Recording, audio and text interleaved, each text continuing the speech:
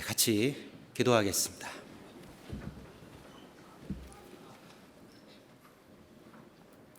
언제나 우리를 사랑하시는 고마우신 아버지 하나님, 참으로 감사를 드립니다. 우리를 많은 허물과 그 죄 가운데서 구원해 주시고 지금도 은혜 가운데 살아갈 수 있도록 우리에게 말씀과 또 말씀이 살아있는 교회를 주심을 감사를 드립니다. 더욱 감사한 것은 나보다 먼저 구원을 받고 주님 안에서 희생하고 살아갈 수 있는 귀한 성도들을 주신 것도 감사를 드립니다. 이제 나머지 삶 모든 것을 채워주신 하나님께 감사하고 하나님 우리에게 부탁하신 그 복음을 전하는 삶을 살다가 주님 앞에 설 수 있도록 도와주시길 원합니다. 오늘 하루 저희들에게 허락해 주셨던 것처럼 우리에게 나머지 모든 날들을 주님의 은혜 가운데 허락해 주시길 원합니다. 오늘 같이 모여서 마땅히 하나님을 찬양하고 우리 가운데 역사하셨던 하나님의 광대하심을 서로 나누는 것이 너무나 마땅하지만 여러 가지 사정, 형편 가운데 같이 하지 못한 주님의 사랑하시는 자녀들이 있습니다. 있는 곳에서 주님께 영광을 돌리는 삶을 살 수 있도록 주께서 그 모든 삶을 붙들어 주시길 원합니다. 특별히 여행 중에 있는 담임 목사님과 그 일행들 붙들어 주고 이끌어 주셔서 모든 건강 가운데 하나님 우리에게 마땅히 맡기신 복음 전파의 사명을 잘 감당하는 삶을 살 수 있도록 붙들어 주시길 원합니다. 복음 전하는 그 사명을 위해서 때로는 보이는 곳에서 때로는 보이지 않는 모든 곳에서 수고하는 손길 가운데 주께서 친히 은혜로 되갚아 주시길 원합니다.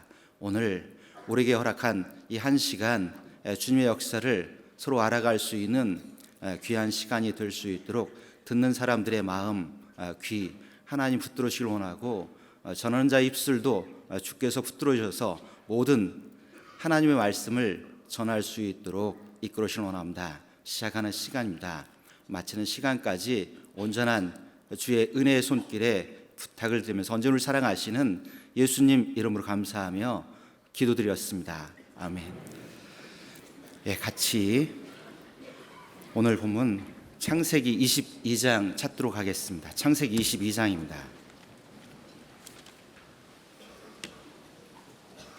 창세기 22장입니다.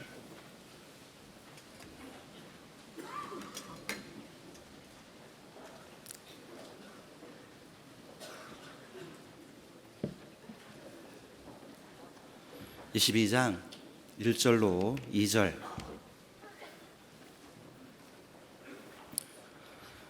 1절로 2절 천천히 같이 읽겠습니다.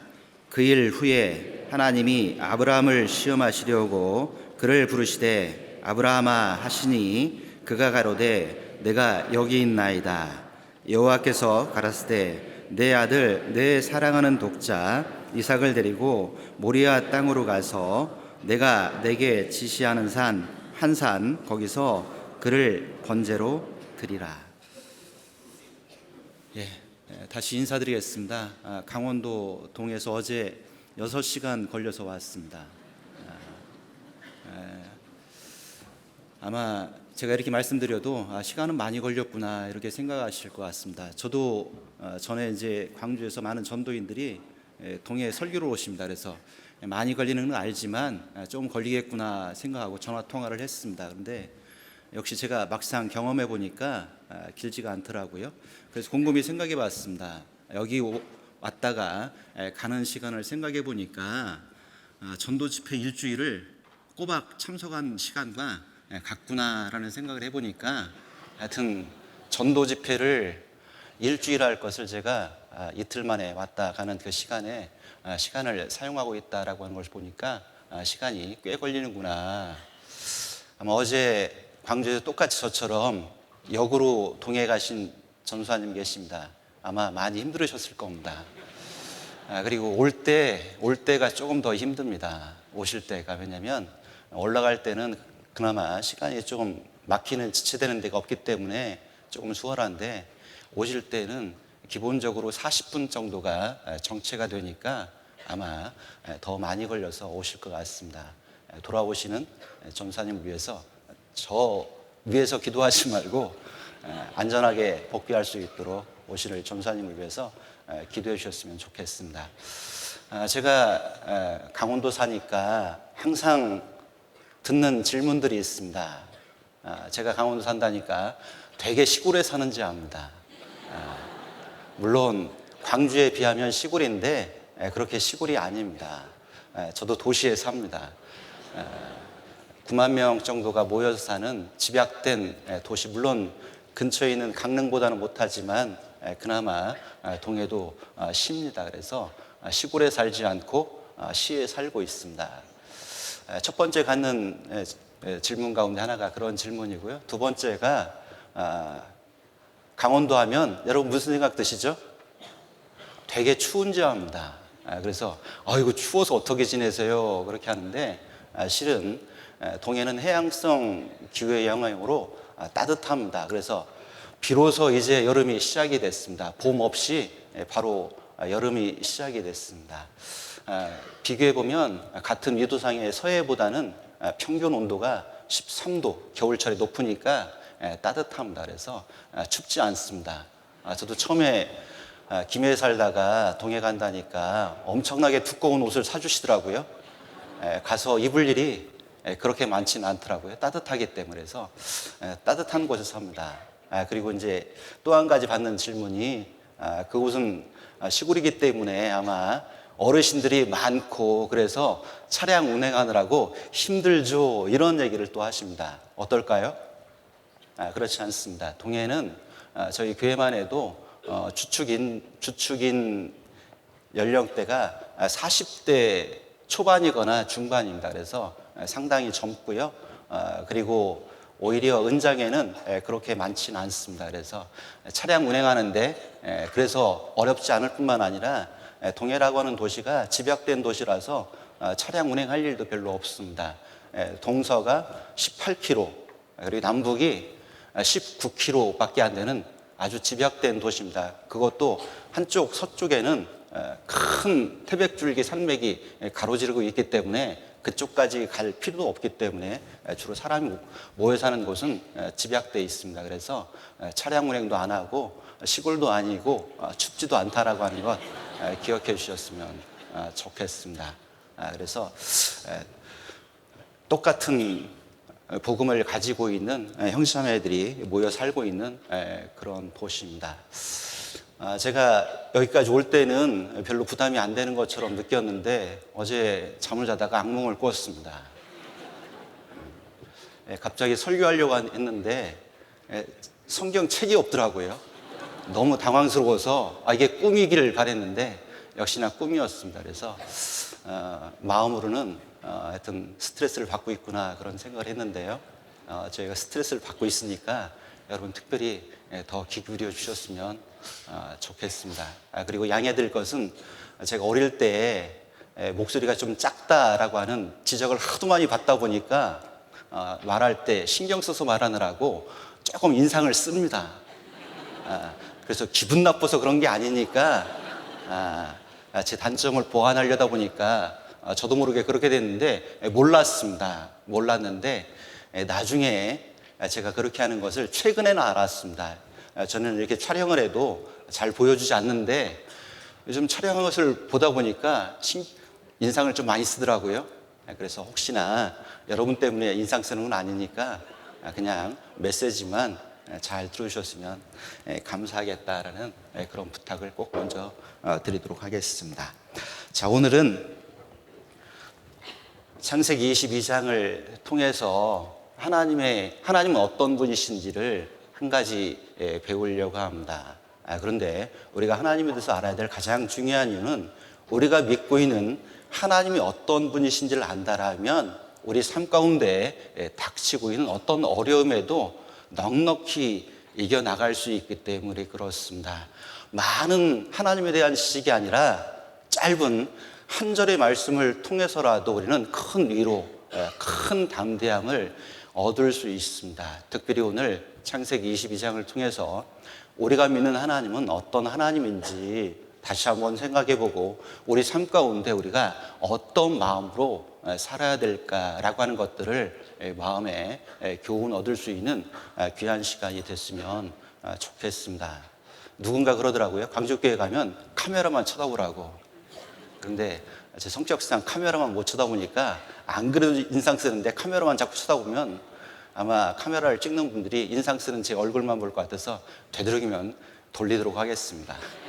들보게 하려고. 그래서 저 뒤에 계신 분은 제가 인상 쓰는지 여기 보이네요. 안 보이는 줄 알았더니 여기 보이는군요. 그래도 돌리도록 하겠습니다. 정상적인 그리스도인이라면 한 해를 시작하면서 신앙생활을 어떻게 할까라고 하는 계획들을 세울 겁니다. 그게 어쩌면 합당하고 정상적인 걸 겁니다. 계획 없이 한 해를 시작하고 있다라면 그것은 아무 중지 없이 여행을 하는 것과 동일하다라고 생각해 볼 수 있습니다. 그래서 한 해를 시작하는 정상적인 그리스도인이라면 계획을 세울 테고, 그런 많은 계획들 가운데 한 가지 중요한 계획이 있다면 우리의 영원한 교재인 성경을 가까이 하는 읽는 계획을 누구나 세울 겁니다. 여기 앉아있는 분들도 그렇게 하셨을 거라고 생각합니다. 어떤 분들은 1독, 어떤 분들은 2독, 어떤 분들은 그보다 많은 완독을 목표로 해서 1년의 계획을 종종 세우게 됩니다. 그런데 중요한 것은 어떻게 효과적인 계획을 세우느냐, 어떻게 멋진 계획을 세우느냐라고 하는 것보다 더 중요한 것은 그 계획을 하루하루 실천하는 가운데 잘 이뤄내는 것, 그것이 계획을 세우는 가장 중요한 이유고 목적일 거라고 생각합니다. 그래서 그것이 지금껏 잘 되고 있다라면 아마 말씀을 듣는 여러분들의 얼굴을 보면 정상적일 겁니다. 제가 오늘 이렇게 보니까 거의 정상적인 걸 보니까 요즘 말씀 읽기 계획이 잘 진행되는 것 같습니다. 자, 그리고 그런 계획들이 잘 진행되고 있고 그래서 신앙이 조금 나아지는 그런 상태에 있다라면, 그리고 또 갖고 있는 욕심이 성경에 대한 조금 더 폭넓은 묵상을 해보려고 하는 그런 목표를 갖고 있는 분들이 있을 겁니다. 만일 여러분들이 더 복된 신앙에 관한 관심을 갖고 있다면 그것은 너무나 당연할 겁니다. 시편 1편 한번 찾아보겠습니다. 본문 말씀은 접어주셨으면 좋겠습니다. 시편 1편입니다. 시편 1편입니다.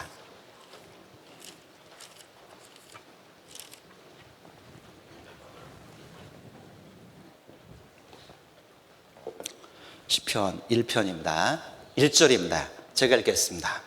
복 있는 사람은 악인의 꾀를 좇지 아니하며 죄인의 길에 서지 아니하며 오만한 자의 자리에 앉지 아니하고.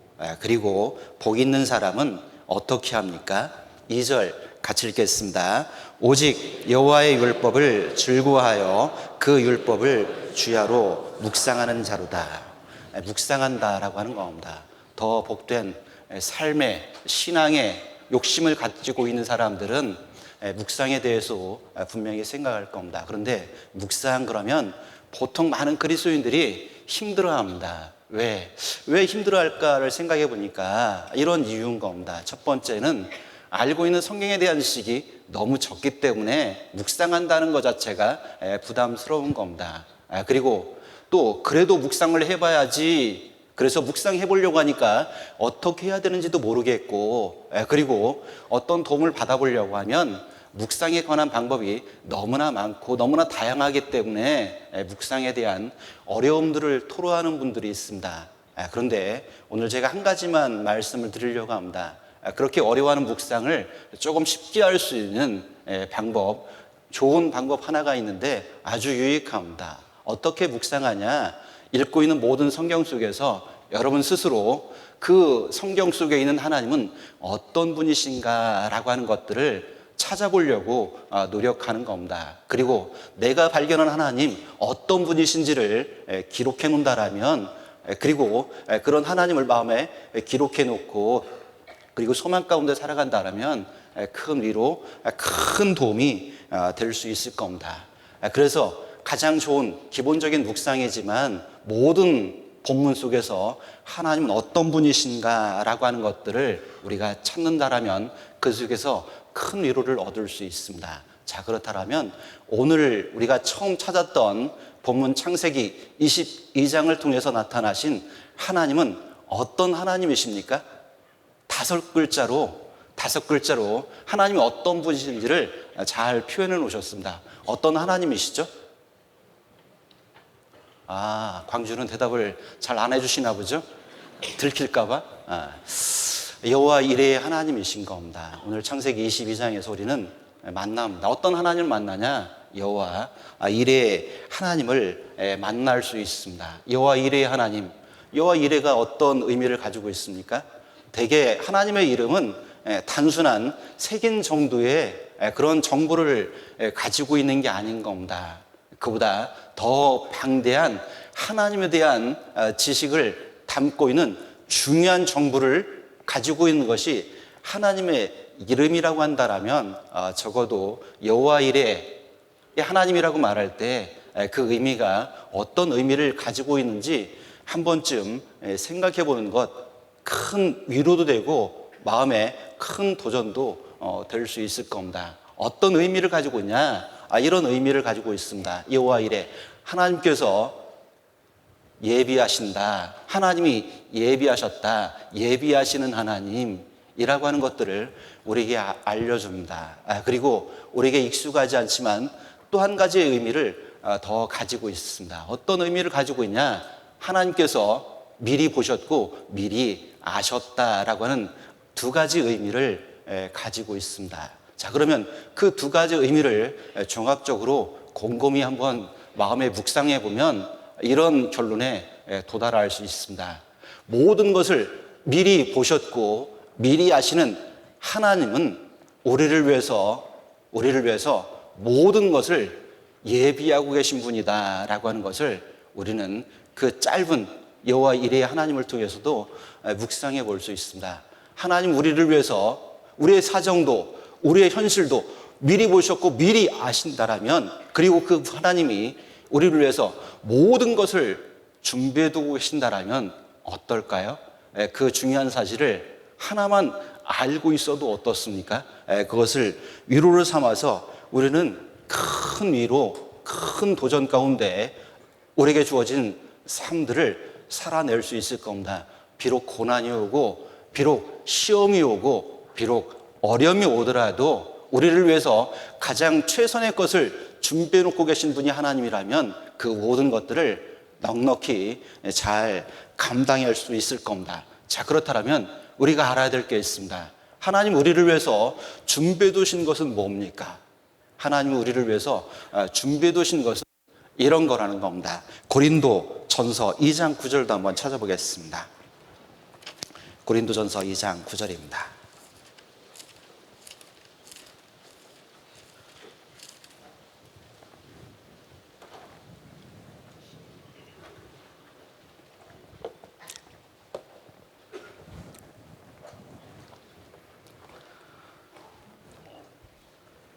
이 장 9절 한 절만 같이 읽겠습니다. 기록된 바 하나님이 자기를 사랑하는 자들을 위하여 예비하신 모든 것은 눈으로 보지 못하고 귀로도 듣지 못하고 사람의 마음으로도 생각지 못하였다 같으니라. 자, 우리는 우리의 앞일이 어떻게 이루어질지 누구도 알 수가 없습니다. 때로는 상상할 수도 없고 마음에 어떤 결과가 주어질지 마음에 그려볼 수도 없을 겁니다. 그런데 우리는 그렇지만 하나님은 미리 보셨고 미리 하시는 하나님, 우리를 위해서 무엇을 예비하셨냐? 이 말씀에는 이렇게 기록되어 있습니다. 그것은 우리 눈으로 결코 한 번도 본 것이 아니라는 겁니다. 무슨 말이죠? 우리가 전에 경험해보지 못한 방식으로 하나님은 우리를 위해서 예배두고 계신 것이 있다라고 하는 겁니다. 그것은 때로는 그 누구의 입을 통해서도 들어본 적도 없는 전혀 다른 길을 우리에게 예배두고 계시다라고 하는 것을 또한 알 수 있습니다. 그리고 그것은 사람의 마음으로도 한 번도 상상해 볼 수 없는 그런 것들을 우리를 위해서 하나님은 예비해 두고 계신다라고 하는 것들을 우리는 짧은 여호와 일의 하나님을 통해서 알 수 있는 묵상의 결과인 겁니다.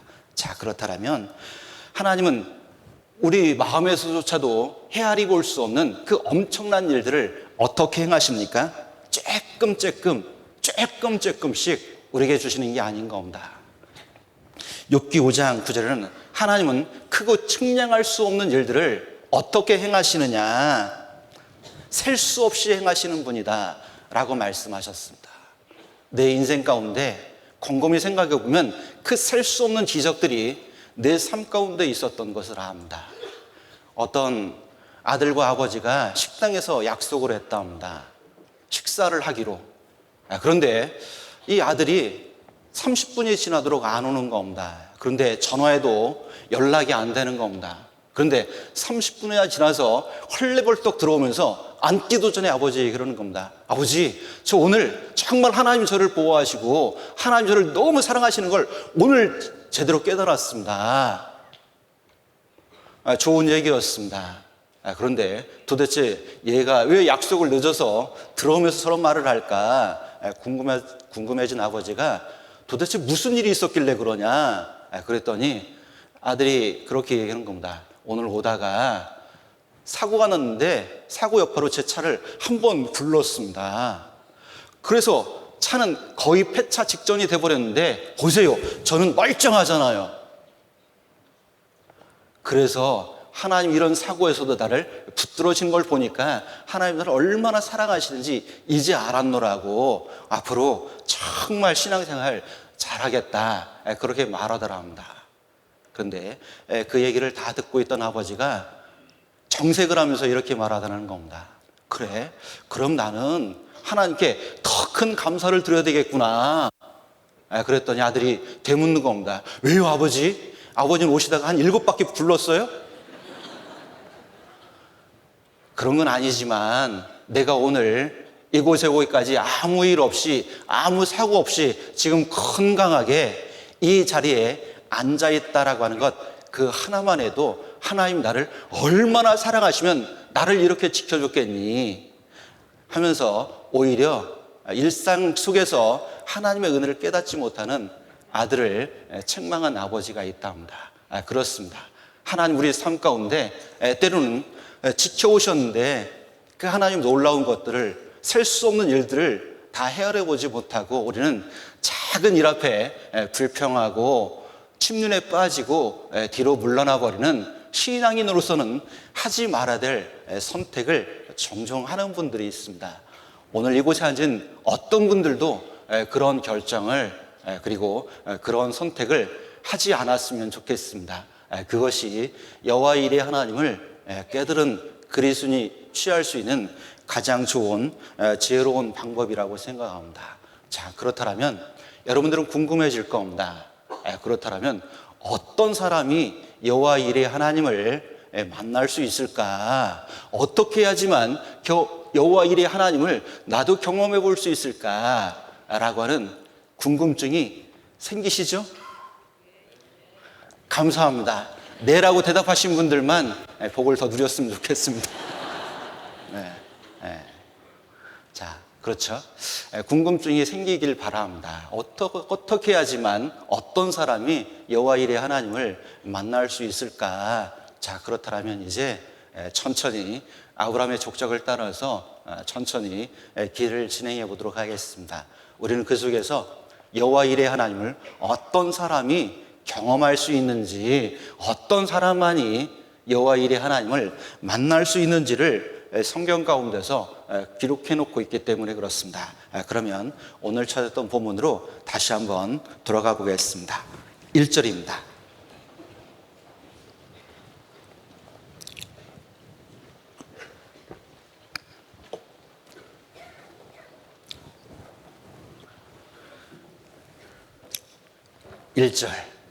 같이 읽겠습니다.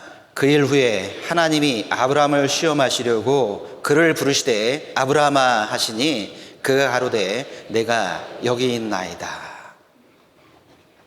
아브라함, 믿음의 조상이었던 아브라함, 그는 인생 최대의 위기를 맞이했습니다. 하나님 그를 부르셨습니다. 부르심의 목적은 아브라함을 시험하시기 위해서 그를 부르셨던 겁니다. 미리 보셨고 미리 하셨던 하나님, 아브라함을 모르실까요? 시험해 보지 않아도 아브라함이 어떤 믿음을 갖고 있는지 하나님은 다 아십니다. 그럼에도 불구하고 왜 하나님은 아브라함을 부르셔서 시험하시길 원하셨을까요? 물론 아브라함을 위해서도 그렇게 하셨지만 중요한 것은 우리를 위해서도 그렇게 하셨다는 겁니다. 왜 그렇게 하셨습니까? 아브라함을 통해서 어떤 사람이 여호와 이레 하나님을 경험할 수 있는지를 우리에게 알려주시기 위해서 하나님은 아브라함 한 사람을 우리 앞에 세워두셨다라고 하는 것들을 알 수 있습니다. 그는 인생 최대의 위기를 맞이했던 겁니다. 여러분, 위기란 단어가 어떤 단어인지 아시죠? 위기할 때 그 위자는 위험이라고 하는 그 위자를 씁니다. 위험하다는 겁니다. 그런데 공교롭게도 뒤에 따라오는 기자는 그런 위험과는 전혀 다른 의미를 가지고 있죠. 기회라고 하는 기자를 쓰고 있습니다. 자, 그러니까 뭡니까? 위기라고 하는 것은 때로는 표면적으로는 위험해 보이기는 하지만 그러나 그 위기를 어떻게 지혜롭게 넘어가느냐에 따라서 그 위기는 어떤 이에게는 새로운 기회가 되도록 되어 있다라고 하는 겁니다. 물론 아브라함은 인생 최대 위기를 맞이했지만 우리가 결론적으로 아는 것은 그 인생 최대 위기를 하나님 작정하셨던 그 시험에 합격을 했었다라고 하는 겁니다. 자, 어떻게 그는 그 어려운 길을 넘어갈 수 있었습니까? 많은 말씀을 가지고 있었을까요? 하나님께 대한 많은 지식을 가지고 있었을까요? 결코 그렇지 않습니다. 그가 하나님에 대해서 아는 것은 너무나 부분적인 거였습니다. 그리고 그가 하나님에 대해서 경험했던 경험들도 긴 시간처럼 보이지만 그렇게 긴 시간이 아닌 겁니다. 저도 제가 88년에 구원을 받았습니다. 군대를 제대하고 대학교 3학년 복학할 때 그때 말씀을 듣고 구원을 받았습니다. 그래서 약 30년이라는 시간이 흘렀는데 30년이 긴 것처럼 느껴졌습니다. 과거에는 저보다 먼저 앞서서 구원받았던 어르신들을 보면 야, 신앙생활 정말 오래 하셨구나. 나도 저래야 되는데 오래 하셨다라고 생각을 했습니다. 그런데 돌아서 보니까 너무나 짧고 그리고 하나님을 아는 것도 너무나 내가 없구나라고 하는 것들을 가면 갈수록 더 알게 되는 것 같습니다. 아마 아브라함도 그랬을 겁니다. 하나님에서 경험한 것, 하나님에서 아는 것 너무나 부족한 부분을 가지고 있었음에도 불구하고 그는 그 부족한 것을 가지고도 보기 좋게 승리할 수 있었다라고 하는 겁니다. 자, 그러면 어때야 될까요? 우리는 그 아브라함보다 더 많은 말씀을 알고 하나님에 대해서도 아브라함보다 더 다양한 방식의 하나님을 우리는 미리 알고 있습니다. 당장에 이런 겁니다. 여호와 이레 하나님 말고 여러분들이 알고 있는 하나님의 이름은 몇 가지나 있습니까? 1분단 뭐가 있죠? 저쪽 1분단입니다. 뭐가 있죠? 여호와 이레 하나님 말고요. 생각나는 거 뭐가 있습니까? 예? 뭐가 있어요. 그렇죠? 제가 다 물어보면 1분단 말하고 2분단 말하고 다 말하면 말할 수 있을까요? 못할까요? 다 말합니다. 자, 그건 뭐죠? 우리가 하나님에 대해서 입체적으로 알고 있다는 겁니다. 적어도 아브라함보다는. 그런데 아브라함은 비로소 창세기 22장에 와서야 창조주 하나님으로 계시된 하나님 외에 다른 하나님의 이름을 처음 맞이하는 겁니다. 그러니까 그는 우리보다 작은 경험, 작은 하나님의 지식, 작은 말씀을 가지고도 승리했다는 겁니다. 자, 그러면 그 아브라함보다 더 많은 것들을 가지고 있는 우리는 당연히 승리해야 될 텐데 그러나 어떻습니까? 현실신앙은 어떻죠? 종종 너무나도 작은 시험에도 보기 좋게 넘어지는 것들을 우리는 발견합니다. 왜 넘어질까요? 넘어지는 중요한 이유는 이런 겁니다. 잠언 24장 10절에는 이렇게 기록되어 있습니다. 안 찾아도 되겠습니다. 만일 내가 환난 날에 낙담한다라면 내 미약함을 보입니다 라고 말했던 것처럼 우리가 그토록 미약하기 때문인 겁니다. 그래서 우리는 넘어집니다. 왜 미약합니까? 여전히 우리의 신앙은 만들어지고 있는 중인 공사 중인 신앙이기 때문에 그렇습니다. 그 대단한 사도 바울도 빌립보 교회에 편지하면서 뭐라고 말했습니까? 사도 바울은 그렇게 간증을 했죠. 형제들아, 나는 아직 내가 잡은 줄로 여기지 않는다. 뭐예요? 자신의 신앙도 여전히 공사 중일 뿐이다 라고 말했다면 우리는 더욱 그럴 겁니다. 그래서 우리는 때로는 작은 시험 앞에서도 넘어지는 겁니다. 자, 그런데 공교롭게도 이런 시험들이 언제 오느냐가 중요한 겁니다. 우리가 그런 것들을 알고 있을 때 그게 시험인 줄 알고 그 시험을 이길 수 있는 또 다른 교도부를 잘 확보하고 있는 것과 같습니다. 그리고 하나님은 무엇을 가지고 시험하시는지를 본다라면 하나님은 어떻게 우리를 시험하실지 미리 알아볼 수 있는 중요한 단서도 우리는 알아볼 수 있을 겁니다. 자, 어떻게 하나님은 아브라함을 시험하셨습니까? 가장 사랑하는 독자 아들 이삭을 드리라고 그렇게 시험하신 겁니다. 자, 그런데 이상하죠? 분명히 우리가 알기로는 하나님은 사람을 시험치 않는다라고 들었는데, 배웠는데 왜 본문에서는 하나님이 아브라함을 시험하신다 이렇게 말합니까? 만일 시험하지 않는다라고 하는 말씀을 알고 있다면 여러분들은 야고보서 1장 13절 말씀을 알고 있는 겁니다. 사람이 시험 받을 때에 말하지 말라는 겁니다. 내가 하나님께 시험 받는다 말하지 말라는 겁니다. 왜? 하나님 아무도 시험치 않고 또한 무엇에게도 하나님 시험을 받는 분이 아니시다라고 하는 그 말씀을 알고 계신 겁니다. 여기서 시험은 템프테이션이죠. 죄로 유혹해서 우리를 넘어뜨리게 하려는 그런 시험을 하나님은 결코 하지 않는다는 겁니다.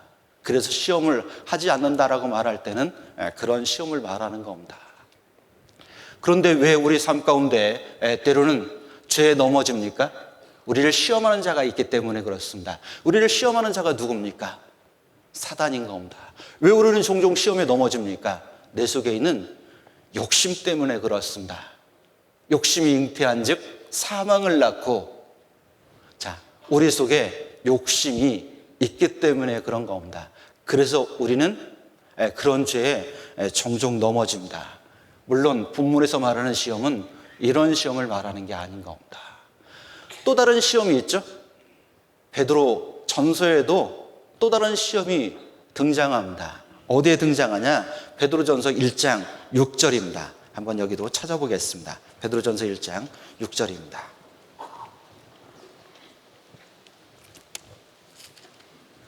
베드로전서 1장 6절입니다.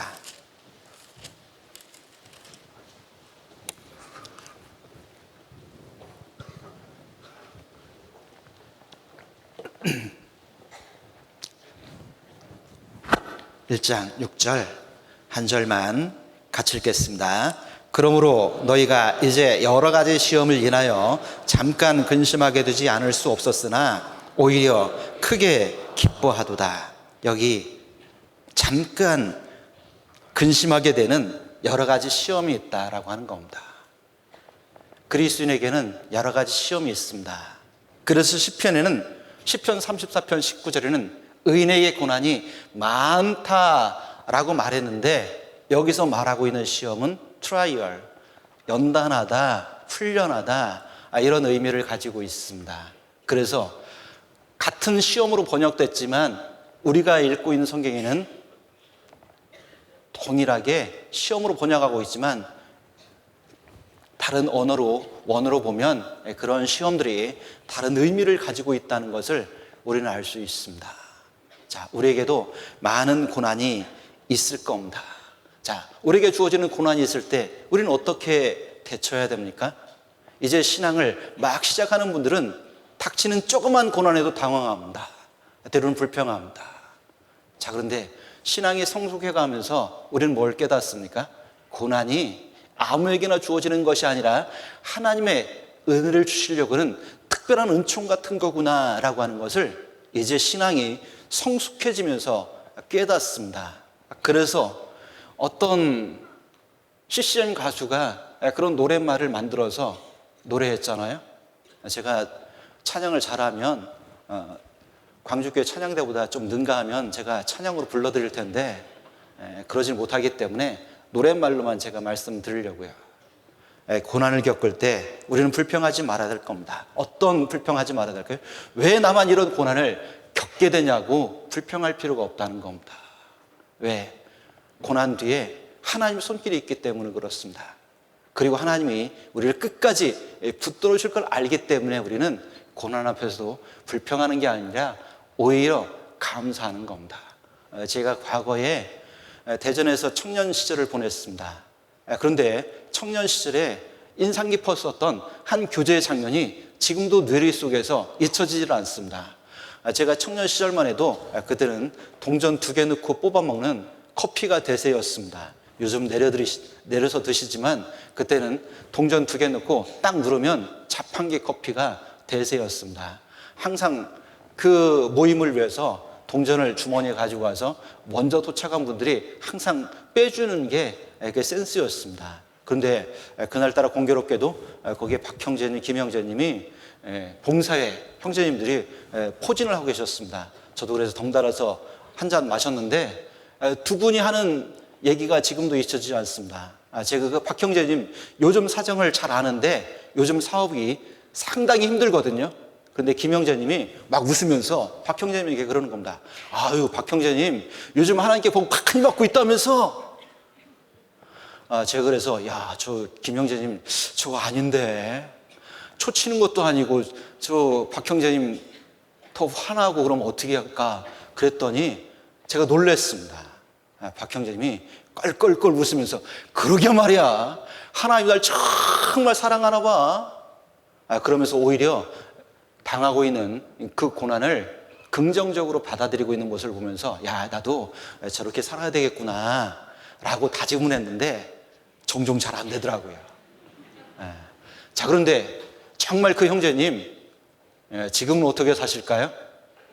사업이 날로 번창해서 더 좋은 사업체를 지금도 운영하고 계십니다. 그래서 정말 신앙이 성장했다라고 하는 것은 고난을 어떻게 맞이하느냐라고 하는 것에 있겠구나라고 하는 생각을 그날 하게 됐습니다. 고난이 그런 겁니다. 내게 주어진 특별한 은총이라면 우리는 뒤로 물러갈 것을 먼저 생각하는 것이 아니라 침륜에 빠질 것을 먼저 생각하는 것이 아니라 오히려 하나님께 더욱 가까이 나가는 그런 기회가 되게 해야 되겠다라고 하는 겁니다. 왜요? 광산에서 캐어낸 원석도 말이잖아요. 깎아내야지만 더 귀하게 사용될 수 있는 것처럼 우리는 원석 그 자체로 세상 가운데서 하나님이 캐낸 겁니다. 우리를 더 값진 보석으로 만들기 위해서 우리는 수없이 깎여 나갈 겁니다. 그래서 우리에게 고난이 있다라고 하는 것들을 우리가 기억해야 될 겁니다. 특별히 더 하나님께 쓰임받았던 일꾼들은 더 많은 고난을 받았다라고 하는 것들을 우리가 기억을 했으면 좋겠습니다. 어린 요셉도 결코 그 고난을 비껴갈 수 없었습니다. 중년의 모세도 결코 그 고난을 비껴설 수가 없었습니다. 그리고 오늘 본문에서 맞이하는 노년의 아브라함, 그에게도 여전히 고난은 끊이지 않고 오고 있었다라고 하는 것들을 통해서 하나님께 쓰임받기를 원하는 어린 신앙인이나 그리고 지금 쓰임받고 있는 중년의 신앙인이나 그리고 지금 나는 하나님께 별 쓰임 받을 수 있는 기회는 지났다라고 생각할지도 모르는 노년에게나 똑같이 하나님의 고난은 주어지는데 왜 주어지느냐? 하나님 우리를 더 귀하게 쓰시고자 우리에게 주어지는 특별한 은혜다라고 하는 것들을 우리가 알아야 될 겁니다. 자, 그런데 오늘 맞이하는 그런 시험은 어떤 시험입니까? 이전에 말씀드렸던 그 두 가지의 시험과는 전혀 다른 시험이죠. 테스트하신 겁니다. 아브라함을 테스트하신 겁니다. 정말 여호와 일의 하나님을 만날 만한 자격이 되는지, 경험할 수 있는지 테스트하신 겁니다. 자, 그래서 우리에게도 하나님의 종종 이런 테스트가 주어질 수 있다는 겁니다. 만일 우리가 테스트를 통과하면 사람의 눈으로도 귀로도 마음으로 생각할 수 없었던 그 엄청난 예비한 것들을 우리도 경험하면서 여호와 일의 하나님을 내 삶 가운데 간증할 수 있을 겁니다. 제가 바라는 게 있다면 여기 앉아있는 모든 분들이 꼭 그렇게 했으면 좋겠습니다. 자, 그렇다면 이제 알아야 될 겁니다. 하나님 사람을 시험하실 때 무엇으로 시험하시는가라고 하는 겁니다. 하나님은 가혹하지만 꼭 이런 것을 가지고 시험하십니다. 어떤 것을 가지고 시험하십니까? 창세기 22장 2절입니다.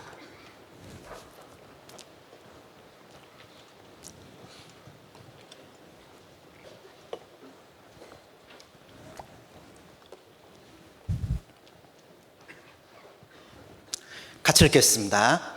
여호와께서 가라사대 내 아들 내 사랑하는 독자 이삭을 데리고 모리아 땅으로 가서 내가 내게 지시하는 한 산 거기서 그를 번제로 드리라. 하나님 아브라함을 부르셨습니다. 그리고 뜬금없이 하나밖에 없는 독자 이삭을 드려라 그런 게 아니라 그것도 너무 가혹하게 번제로 드려라 이렇게 요구하셨습니다. 한번 생각해 보세요.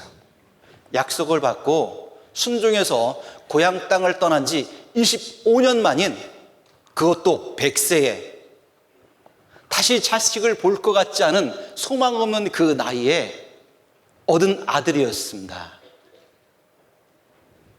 또 아들이 있는 게 아니었습니다. 그런데 하나님은 콕 집어서 독자 이삭을 드리라는 겁니다. 여러분 한번 생각해 보세요. 아브라함에게 있어서 하나밖에 없는 독자 이삭은 어떤 의미일까요? 저도 26살 먹은 딸 하나밖에 없습니다. 자, 그 하나밖에 없다라면 하나밖에 없는 그 자식은 어떤 의미일까요? 아마 노년에 그런 아들을 얻었다라면 아마 그런 아비에게 그런 자식은 삶의 의미, 삶의 뭐라고 말씀드릴 수 있죠? 삶의 재미. 삶의 의미일 뿐만 아니라 삶의 재미인데, 그런데 그 아들을 데려가시겠다라고 하는 것들은 어떤 의미입니까? 너에게 있는 모든 것을 빼앗겠다는 겁니다. 너무 가혹하죠. 그래서 때로는 하나님 우리를 시험하실 때 그 시험은 이해할 수 없고 때로는 받아들일 수 없는 경우가 많습니다. 그런데 우리가 알아야 될 것은 그게 하나님이 우리를 시험하시는 방식이라는 겁니다. 자, 그러면 우리는 어떻게 알 수 있습니까? 그게 하나님이 취하시는 방식이고 그렇게 우리를 시험하신다라고 한다면 그런 시험에 우리도 아브라함처럼 그 시험을 잘 통과해야 되겠구나라고 하는 것들을 생각해야 될 겁니다. 삶의 의미, 삶의 재미였던 하나밖에 없는 독자 이삭을 드리라 라고 했을 때 그건 어쩌면 아브라함에게 인생 최대 위기, 아니 그 이상이었을 겁니다. 하나님 꼭 그렇게 우리를 시험하신다라고 하는 겁니다. 그때 우리는 어떻게 선택해야 됩니까? 뒤로 물러서는 것? 아니면 침륜에 빠지는 것? 아니면 불평하는 것? 그것은 참된 믿음의 방식이 아닙니다. 그런 사람은 결코 여호와 일의 하나님을 그의 삶 가운데서 결코 경험해 보지 못할 겁니다. 자, 그러면 어떻게 하면 그것을 우리 삶 가운데서 경험할 수 있냐? 여기 또 한 사람, 인생 최대 위기를 맞이한 사람이 있습니다. 남유다 네 번째 왕이었던 여호사밧 왕. 그런 인생 최대 위기를 맞이했습니다. 어떤 위기를 맞이했습니까? 모압과 암몬이 몇 마흔 사람과 함께 같이 치러 올라왔습니다.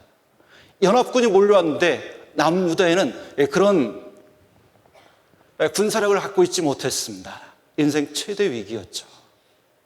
아니, 그것은 국가가 맡고 있는 최대 위기였습니다. 그 위기 앞에 여호사밧은 어떻게 반응할까요?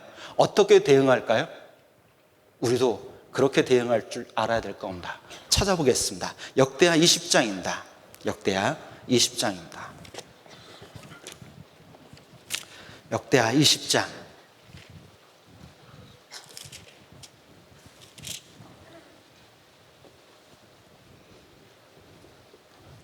12절입니다.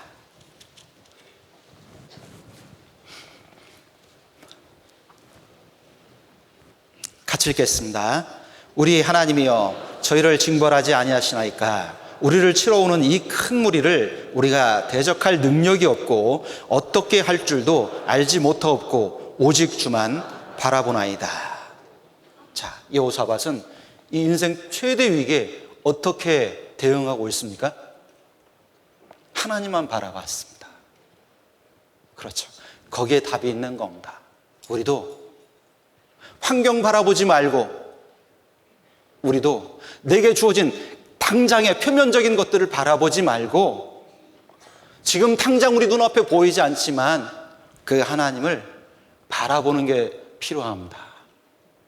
하나님만 바라보았던 여호사밧은 이렇게 행동합니다. 우리가 정말 인생 가운데 하나님만 바라보고 산다면 그 위기 앞에서 이렇게 행동할 줄 알아야 될 겁니다. 13절 같이 읽겠습니다. 오직 유다 모든 사람은 그 아내와 자녀와 어린 자로 더불어 여호와 앞에 섰더라. 그리고는 여호와 앞에 섰습니다. 여호와 앞에 섰다는 게 의미가 뭐죠? 하나님께 기도한 겁니다. 하나님, 우리가 이렇게 큰 위기를 맞이했습니다. 어떻게 해야 됩니까? 우리는 하나님만 바라봅니다. 하나님 살리시면 살고, 하나님이 만일 우리를 멸망케 하면 그것도 달게 받겠습니다 라고 하는 마음으로 하나님 앞에 섰던 겁니다. 자, 그러자 하나님이 그 가운데 무리 중에 있었던 한 사람에게 하나님 말씀을 임하게 합니다. 선지자 야하시엘, 그의 하나님 말씀이 임합니다. 그리고 하나님이 계시한 것을 모든 백성에게 말씀합니다. 야, 너희는 저 쳐들어온 대적을 두려워하지 마라. 전쟁은 너에게 있는 것이 아니라 내게 있는데 너희는 내일 나가서 그저 서 있기만 해라. 그게 하나님 말씀이었습니다. 여러분, 상식적으로 생각해 보세요. 적은 대적인데, 그리고 선진화된 무기를 끌고 와서 지금 포진하고 있는데, 여러분, 아무 방어 장비 없이 그냥 모든 백성과 함께 나가서 그 앞에 그냥 마주 서라는 겁니다. 이게 말입니까? 뭡니까? 자, 그런데 여호사밧 왕은 하나님 말씀하신 말씀대로 따랐습니다. 그리고 바로 다음날 즉시 마주 섰습니다. 그리고 그 앞에 섰습니다. 혹시나 그 중에 두려워하는 자가 있을까 싶어서 여호사밧은 다시 한번 말합니다. 뭐라고 말합니까? 20절에 보면 여호와를 신뢰하라. 그 선지자를 신뢰하라. 가르치는 겁니다. 앞선 리더들이 해야 될 가장 중요한 일인 겁니다. 흔들리는 신앙인들을 향해서 여호와를 신뢰하라. 그리고 선지자를 신뢰하라. 앞선 사람들인 거죠. 신뢰할 만하면 하나님에 대한 믿음으로 그렇게 먼저 서야 될 겁니다. 여호사밧은 그렇게 했고, 그리고 야하시엘도 그렇게 했던 겁니다. 우리가 해야 될 가장 중요한 게 있다면 정말 여호와 앞에 서서 바라보고 기도했다라면 하나님 뜻이 들렸을 때 그 말씀을 신뢰하고 그저 그 말씀 가운데 우뚝 서 있기만 하면 되는 겁니다. 그러면 하나님이 우리를 이끌어 가실 겁니다. 물론 우리는 그것을 어떻게 배웁니까? 넘어지지 않고 배우면 너무 좋겠지만 많은 실수 속에서, 실패 속에서 우리는 그것을 배우는 겁니다. 더 하나님을 신뢰해야 되겠구나, 더 하나님을 의지해야 되겠구나, 하나님만 따라야 되겠구나 라고 하는 것을 배울 겁니다. 그래서 아이들도 1000번은 넘어져야 하지만 비로소 걸어갈 수 있다잖아요. 마침 우리 신앙도 그런 겁니다. 그러니까 지금 한 번 넘어졌다라고 포기할 게 아니라, 한 번 넘어졌다라고 자책할 게 아니라 다시 일어서는 겁니다. 신뢰하고서. 그러면 우리도 여호와 이레 하나님을 언젠가 반드시 만날 수가 있을 겁니다. 자, 그렇다면 이제 하나님이 언제 우리를 시험하시는지 테스트 타이밍을 알 필요가 있습니다. 언제 하나님 우리를 시험하십니까? 하나님은 꼭 이럴 때 우리를 시험하십니다. 그때가 언제입니까? 다시 한번 본문으로 찾아가 보겠습니다. 22장 1절입니다.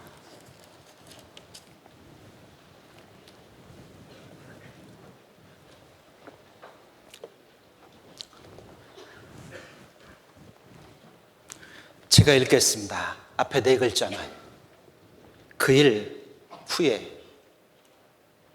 그게 하나님 우리를 테스트하시는 테스트 타이밍이라는 겁니다. 그 일 후에 하나님이 아브라함을 시험하셨습니다. 그 일 후라고 한다면 바로 앞에 있는 21장을 언급하고 있는 겁니다. 21장에서 아브라함은 인생 최대 행복을 맛봤습니다. 마침내 100세에 얻을 수 없을 것만 같았던 그 아들을 얻었습니다. 또 그 아들이 잘 성장합니다. 그리고 옆에 있는 둘러싼 대적과 이제 우호조약을 맺습니다. 블레셋과 우호조약을 맺고 이제 그 조약을 하나님 앞에서 맹세를 합니다. 그리고 그런 자신에게 주어졌던 모든 축복스러운 일들 앞에 어떻게 반응하냐? 이제 비로소 하나님 앞에 단을 쌓고 하나님의 이름을 불렀습니다. 특별히 영생하시는 하나님 여호와의 이름을 그가 불렀다. 구약성경 특히 창세기에서 여호와의 이름을 불렀더라라고 말할 때 복잡할 필요가 없습니다. 그 모든 것들은 그가 하나님과 관계하고 있는 교류의 순간들, 예배의 순간들을 설명하고 있는 것이기 때문에 그렇습니다. 그러니까 아브라함도 자신에게 주었던 축복스러운 일 앞에 어떻게 했느냐? 그 모든 것들을 하나님께 들고 나가서 하나님과의 관계를 더 견고하게 하는 데 사용했다는 겁니다. 우리는 어떻습니까? 일이 잘 되면 마음이 좀 풀어지잖아요. 그런데 아브라함은 오히려 모든 일이 잘 되어갈 때 신앙도 이제 성숙되어졌다라고 하는 것들을 그가 예배의 삶을 통해서 보여주고 있는 겁니다. 그렇습니다. 시험은 항상 이런 때 옵니다. 자, 내 삶도 편안합니다. 모든 게 잘 됩니다. 신앙도 성숙되어져 갑니다. 이쯤이면 이제 나는 괜찮겠구나, 세워졌구나 라고 할 그때 하나님은 우리를 시험하신다는 겁니다. 그래서 고린도전서 10장 12절에 우리가 경고로 들어야 될 말씀이 있죠. 무릇 선줄로 생각하는 자는 뭐라고요?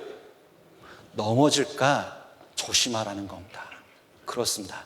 내가 섰다라고 할 그때가 어쩌면 하나님 우리를 시험하실 타이밍이라고 하는 겁니다. 모든 것이 잘 돼갈 때 우리는 더욱 조심할 필요가 있습니다. 특별히 제가 오기 전에 광주교회 소식 들었습니다. 올해 대폭 일꾼을 바꾸셨다라고. 자, 모든 것이 잘 돼갈 때 지금 우리가 더욱 조심할 때구나라고 하는 것들을 우리가 마음에 기억을 했으면 좋겠습니다. 자, 그리고 시험을 통과하고 나면 우리에게 주어지는 게 뭡니까? 우리에게 주어지는 것은 개인적인 여호와 이레 하나님 만날 뿐만 아니라 개인적인 축복이 있습니다. 뿐만 아니라 내 주변에게도 그것은 큰 축복으로 주어진다는 겁니다. 어떤 축복으로 주어질까요? 어떤 일이 있는지 보시죠. 22장 20절입니다. 여기도 네 글자만 제가 읽겠습니다. 이 일 후에. 이 일 후라는 건 어떤 거죠? 그가 여호와 이레 하나님을 경험했는데 하나님 말씀을 순종해서 경험했다는 겁니다. 그런 일이 있은 이후에 어떤 일이 주어졌냐? 그 개인의 삶에도 축복이 주어졌지만 이제 또 한 가지 소식이 들려옵니다. 어떤 소식이 들려오냐? 혹이 어떤 이가 아브라함에게 찾아왔습니다. 내 동생 밀가가 그대의 동생 나홀에게서 자녀를 낳았다. 소식을 듣습니다. 멀리 떨어져 있습니다. 아마 소식, 생사조차도 모를 수 있는 그런 지경일 겁니다. 그런데 혹이 찾아와서 그 동생에 관한 소식을 전하는 겁니다. 그런데 그 동생의 소식 가운데는 정말 하나님이 여호와 이레 하나님이라고 하는 것을 다시 한번 우리 마음에 일깨울 수 있도록 해주십니다. 자, 그 나홀에게서 8 아들이 태어났습니다. 그 한 아들 중에서 한 딸이 태어났는데 누구였죠? 누가 태어났죠? 리브가가 태어났잖아요. 자, 뭐죠? 생각해 보세요. 노년에 얻은 아들 이제 다 컸습니다. 어떻게 해야 될까? 블레셋에서 아내를 구할 수는 없고 어떻게 해야 될까? 몰랐는데 하나님 어때요? 아브라함이 주어진 그곳에서 하나님께 순종하며 살아가니까 어떻게 합니까? 개인의 삶에도 축복이 주어지지만 아들을 위한 아내도 하나님이 준비하고 계시다라고 하는 것을 우리는 알 수 있습니다. 자, 그러니까 우리가 기억해야 될 게 있습니다. 우리 아들이 있는데 우리 딸이 있는데 어떻게 결혼시킬까? 그거 고민하기보다는 먼저 뭘 해야 되겠어요? 그렇죠. 주어진 곳에서 하나님께 순종하는 가운데 충성하는 가운데 살아가면 뭘 준비하실까요? 그렇죠. 나를 위한 내 아들의 또 다른 배필, 내 딸의 또 다른 배우자도 하나님 준비하실까요? 안 하실까요? 하시는 겁니다. 자, 이럴 때 아멘 하는 겁니다. 아무 때나 아멘 하지 말고 이럴 때 아멘 하는 거죠. 그렇죠. 그렇구나. 내가 주어진 현실 속에서 충성하고 살아면 나를 위한 모든 것을 하나님은 다 예비하시는 분이구나 라고 하는 것을 특별히 창세기 22장을 통해서 우리에게 잘 알려주고 있는 겁니다. 자, 그러면 우리가 이제 더 관심을 가져야 될 가장 중요한 문제입니다.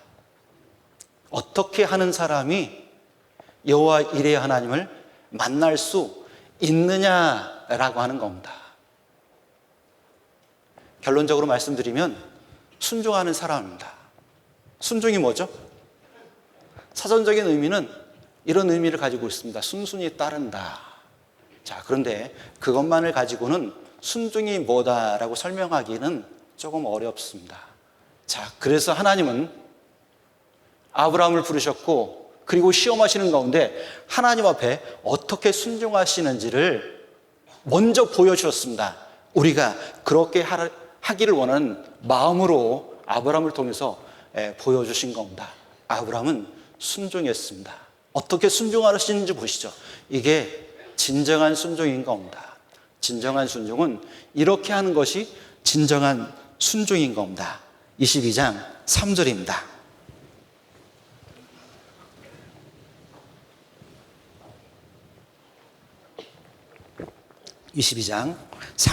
같이 읽겠습니다. 아브라함이 아침에 일찍 일어나 나귀의 안장을 지우고 두 사환과 그 아들 이삭을 데리고 번제에 쓸 나무를 쪼개어 가지고 떠나 하나님이 자기에게 지시하는 곳으로 가더니. 아브라함은 지난 밤 어떤 밤을 지냈을까요? 아마 어쩌면 불변의 밤을 지냈을 겁니다. 저처럼요.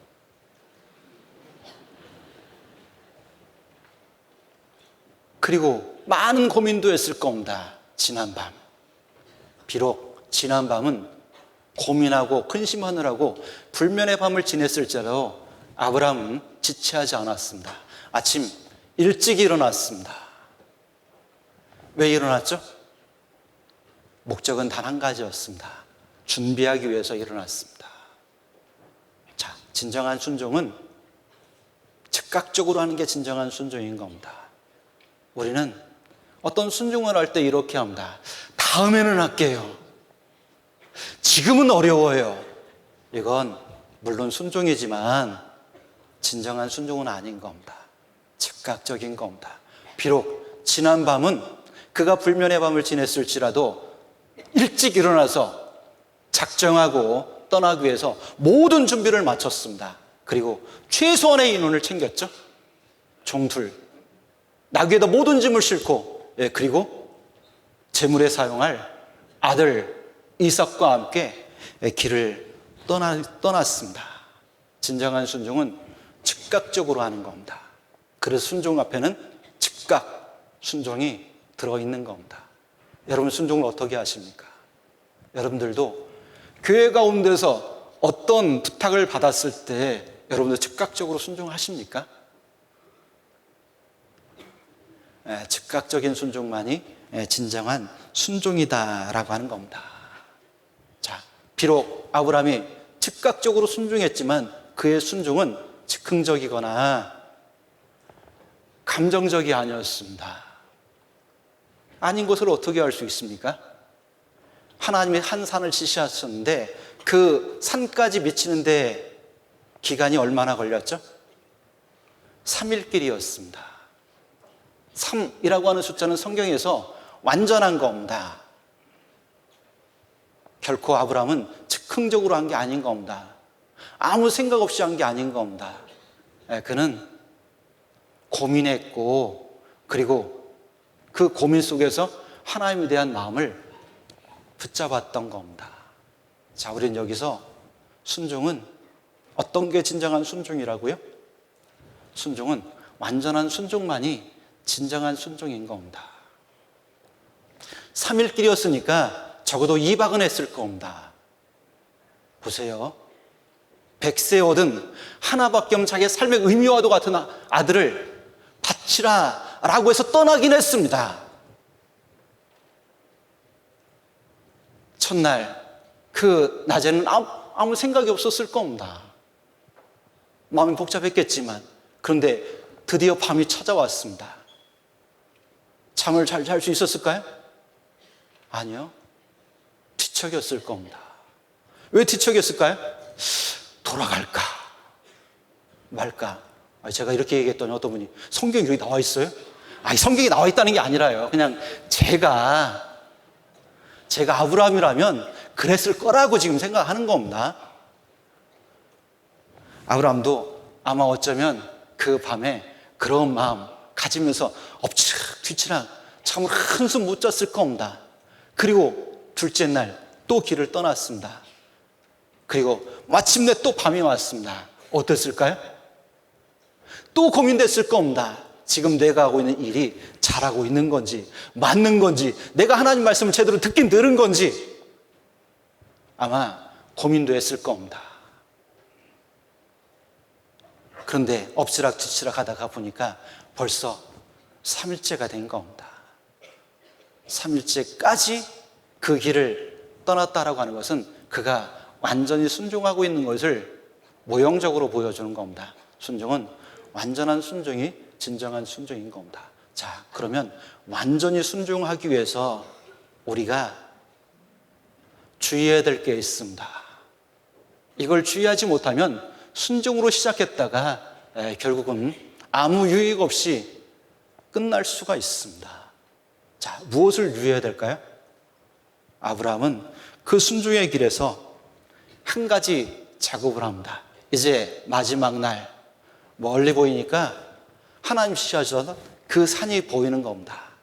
산이 보일 때쯤 아브라함은 이제 그곳에서 한 일을 합니다. 어떤 일을 합니까? 5절입니다.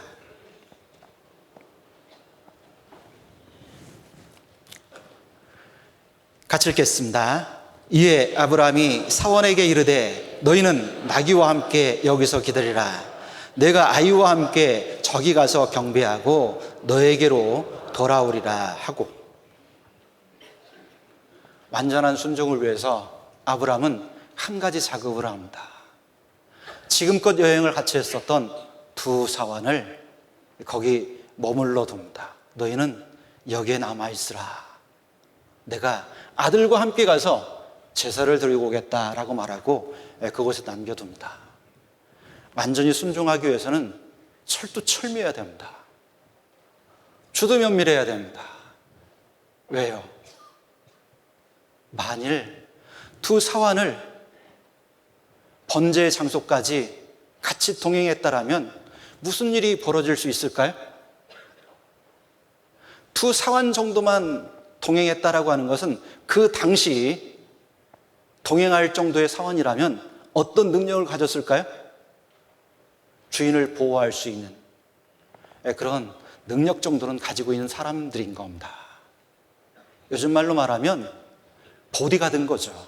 그저 포터가 아니라 보디가드였던 겁니다. 그런데 지금껏 가지쳐왔던 보디가드 같았던 그런 사원들도 그곳에 머물러 두는 겁니다. 왜요? 만일 그 사원들과 함께 그 산에 도착했습니다. 그리고 번제를 드리려고 합니다. 그럼 무슨 일이 벌어질까요? 생각해 보세요. 지금껏 멀쩡하던 나이 먹은 자기 주인이 하나밖에 없는 아들을 잡아 죽이려고 칼을 막 빼드는 상황이 되면 이건 정상적인 상황입니까? 이건 지금 미친 겁니까? 미친 거죠. 어떻게 해야 되죠? 그걸 말려야 되겠죠. 아니면 말릴 수 없으면 제지까지 해야 될 겁니다. 만일 그 사환들을 같이 해서 제지당했다고 하면 생각해 보세요. 아브라함은 그렇게 핑계할 수 있겠죠? 하나님, 저는 드리려고 했는데 저놈들 때문에 내가 못했어요. 이렇게 말할 수 있을 겁니다. 자, 여러분 아세요? 핑계는 어디만 있는지 아세요? 저 무덤가에 죽은 사람들에게만 핑계가 있답니다. 산 사람에게는 핑계가 없는 겁니다. 핑계를 가지고 돈을 가장 많이 번 사람은 산 사람 가운데 딱 한 사람이랍니다. 누굴까요? 김건모밖에 없답니다. 자, 그러니까 그렇죠. 예. 그나마 고급 아재 유머를 했는데 웃으시는 분은 그 유머를 좀 이해하시는 분이고, 못 웃는 분은 유머조차 알아듣지 못하는 고급스러운 분이신 겁니다. 죄송합니다. 자, 핑계는 결코 정당화될 수 없습니다. 그래서 아브라함은 두 사환을 거기 머물러 둔 겁니다. 완전한 순종을 위해서는 앞으로 있을지도 모르는 그런 상황들을 미리 예비해 두는 겁니다. 어떤 핑계도 하나님께 합리화될 수 없기 때문에 그런 겁니다.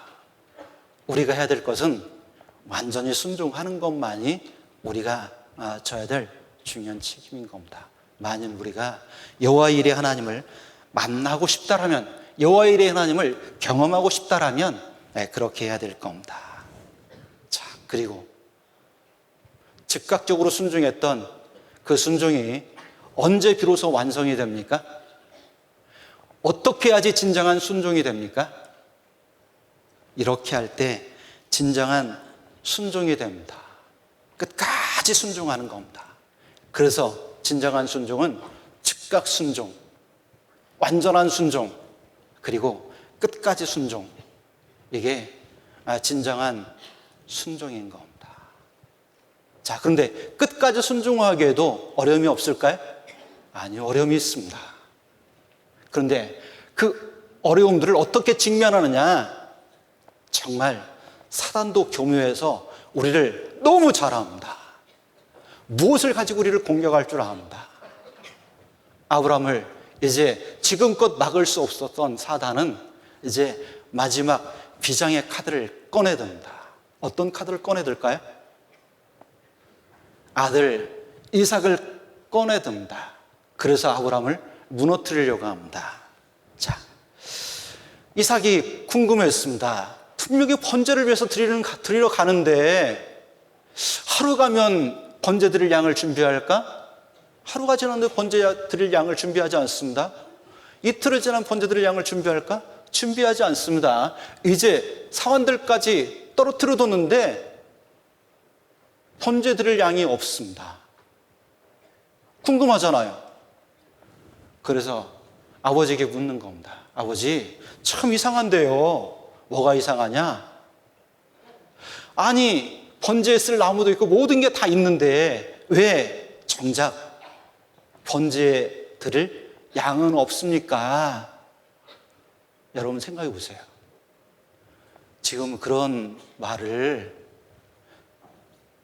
듣고 있는 아브라함 마음은 어땠을까요?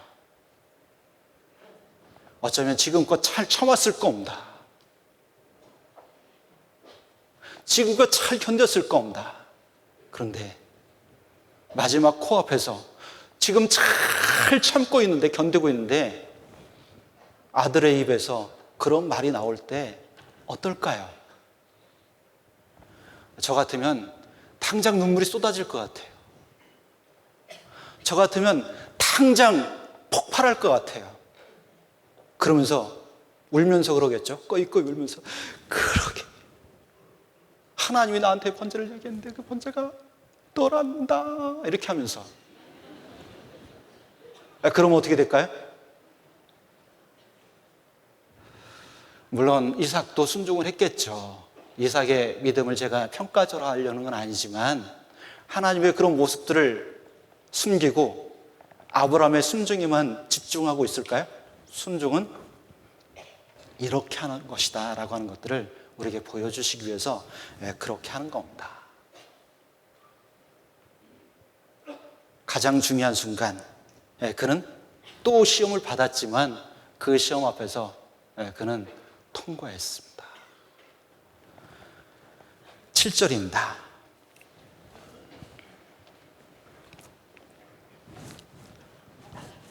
같이 읽겠습니다. 이삭이 그 아비 아브라함에게 말하여 가로되 내 아버지여 하니 그 가로되 내 아들아 내가 여기 있노라. 이삭이 가로되 불과 나무는 거니와 번제할 어린 양은 어디 있나이까. 하나님이 오케이 할 때까지 끝까지 하는 게 순종인 겁니다. 자, 그 고비를 넘어서 아브라함은 마침내 번제의 단까지 나갔습니다. 어떻게 나갔죠? 아브라함이 그렇게 대답하는 겁니다.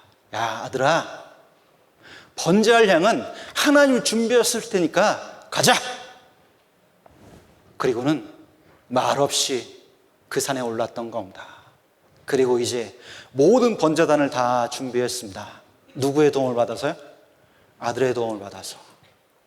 대개 번제단에 드려지는 이삭이 아주 어린 낸지 아십니다. 왜? 우리가 항상 교회 학교에서 보아왔던 그 연극의 영향이 아주 자리 깊게 차지하고 있는 거죠. 그런데 이때 이삭의 나이가 어느 쯤 됐을까요? 청년 이상이었습니다. 그러니까 나무를 지게 하죠. 아니, 중고등학생한테, 그런 아들한테 나무 지게 한 아버지 있겠어요? 없잖아요.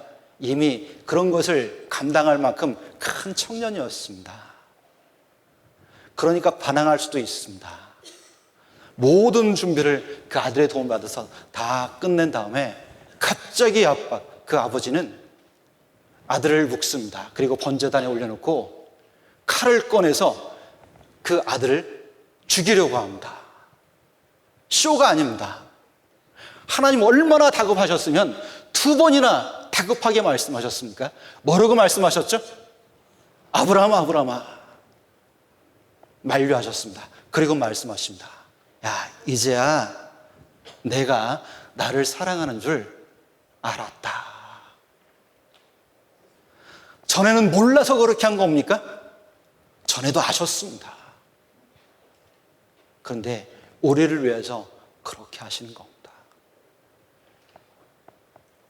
하나님 정말 사랑한 사람은 순종은 어려운 게 아닌 겁니다. 쉬운 겁니다. 지난 수요일 날 오세훈 목사님 그러대요. 순종보다 더 어려운 게 뭐라고요? 여긴 보신 분이 없나요? 사랑이 더 어렵다고 하는데 하나님은 그 어려운 일들을 다 하셨잖아요. 자, 그런데 아브라함은 하나님 자신을 사랑해 주신 걸 알았기 때문에 온전히 순종을 했습니다. 자, 그리고 비로소 순종한 아브라함에게 그의 말대로 하나님이 예비하신 것을 보여주시죠. 뭘 보여주십니까? 눈을 들어서 풀을 보니까 거기 뿔이 걸린 수양이 하나 있는 겁니다. 아니, 왜 개가 거기 와서 걸려 있어요? 하나님 준비하셨다니까요. 하나님 준비하시는 방법은 어떻게 하신다고요? 사람이 전에 경험해 보지도 못했고, 그리고 귀로도 들어보지도 못했고 상상할 수 없는 방법으로 이렇게 하시는 겁니다. 자, 그래서 아브라함은 그곳에서 하나님 예배하신 예물을 가지고 제사를 드렸습니다. 그리고 그 산의 이름이 뭐라고요? 여호와 이레 하나님을 그 산에서 아브라함에게 보여주신 겁니다. 자, 누가 여호와 이레 하나님을 경험합니까? 순종하는 사람인 겁니다. 자, 그러면 우리도 여호와 이레 하나님을 경험하는 순종하는 신앙인이 되기 위해서 우리가 준비해야 될 게 있습니다. 뭘 준비해야 됩니까? 아브라함이 항상 하나님 부르셨을 때 뭐라고 대답하죠? 내가 여기 있습니다. 내가 여기 있나이다. 이렇게 대답합니다. 누가 그렇게 대답할 수 있을까요? 그렇게 대답할 수 있는 이는 그 부름이 하나님의 부름인 것을 아는 사람, 그리고 그 부름 속에서 하나님의 뜻 행하기를 마음에 품고 있는 사람, 그런 사람에게 하나님의 어떤 하나님인지를 보여주시기를 원한다는 겁니다. 자, 여기 보세요. 그래서 사무엘도 이렇게 하잖아요. 사무엘상 한 군데만 찾아보겠습니다. 우리가 준비해야 될 겁니다. 사무엘상 3장입니다.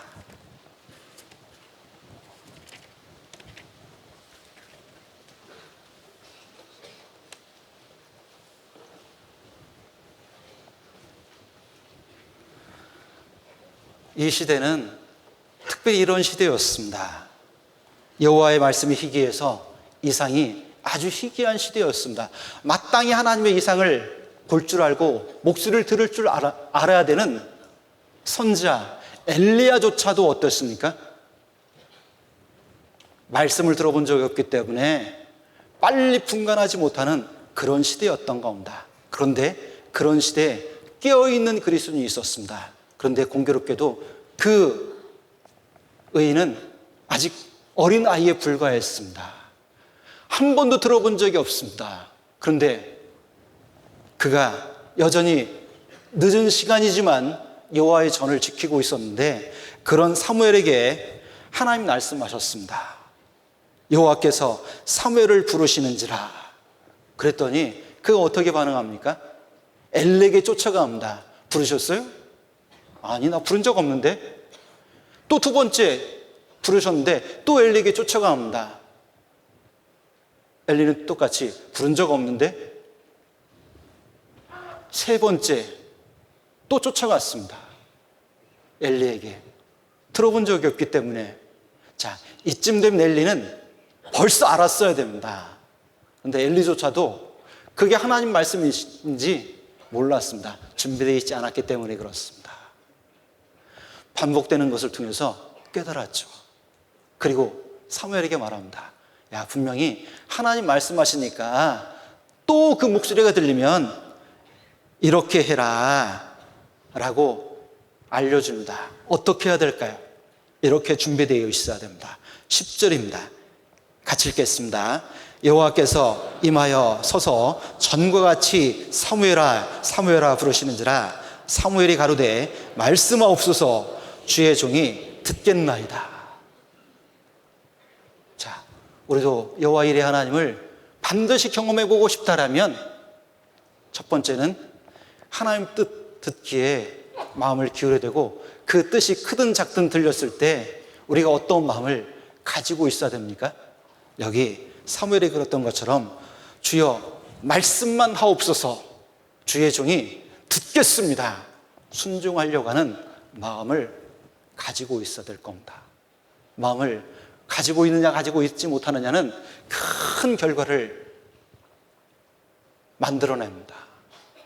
여기 앉아있는 모든 분들이 여호와 일의 하나님을 반드시 경험해 보고 싶다면, 나도 주어진 작든 크든 하나님 뜻이 나타났을 때 여호와여 주여 말씀 없어서 주의 종이 듣겠습니다 라고 하는 마음을 모든 순간 준비하고 있을 수 있는 그리스도인이 됐으면 좋겠습니다. 만일 그런 하나님 우리도 만난다면 내 삶, 그리고 내 주변에 있는 모든 분들에게 순종의 가치가 어떤 것인지를 잘 나타낼 겁니다. 순종보다 뛰어난 가치를 가진 건 없습니다. 그래서 사무엘의 입을 통해서 하나님이 이렇게 말씀하셨잖아요. 순종이 무엇보다 낫다고요? 제사보다 나은 겁니다.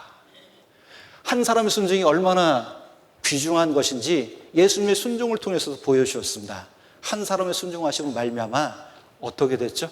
우리 모든 사람이 의인이 될 수 있었던 것처럼 나 한 사람의 순종, 한 번의 그 순종이 큰 가치를 만들어낼 수 있을 겁니다. 바로 이 많은 분들 중에서 나 한 사람이 그런 사람이기를 꼭 마음에 열망하는 열정을 가진 성도들이 되었으면 좋겠습니다. 기도하겠습니다. 언제나 우리를 사랑하시는 자비로우신 아버지 하나님, 참으로 감사를 드립니다. 우리를 많은 사람들 가운데서 구원해 주셨고, 주님 몸된 교회 가운데서 주님의 참 뜻을 따라서 살 수 있도록 날마다 때마다 이끌어주심 감사를 드립니다. 작은 순종에도 큰 복락으로 채워주시는 것 감사를 드립니다. 하나님, 일찍이 이 광주라고 하는 지역에 복음을 허락하셨습니다. 우리는 다 알지 못하지만 소수의 믿음을 가진 앞선 성도들이 먼저 하나님께 순종하고 희생하는 가운데 우리에게 이 복음이 이렇게 창대하게 도착한 걸 저희가 잘 알고 있습니다. 우리 또한 주님 오시는 그날까지 숨겨진 순종하는 한 사람의 신앙인으로서 살다가 주님 앞에 설 수 있도록 주님 이끌으시길 원합니다. 교회에서 가지고 있는 모든 일 가운데 먼저 발벗고 나서서 순종하고 희생할 줄 아는 귀한 성도들이 될 수 있도록 주님 축복해 주시길 원하고, 그런 삶 가운데 우리를 위해서 준비하셨던 여호와 일의 하나님을 우리 모두가 경험하고 살 수 있는 귀한 성도들이 될 수 있도록 이끌어 주시길 원합니다. 오늘 나머지 모든 일정 온전한 주의 손길에만 부탁을 드립니다.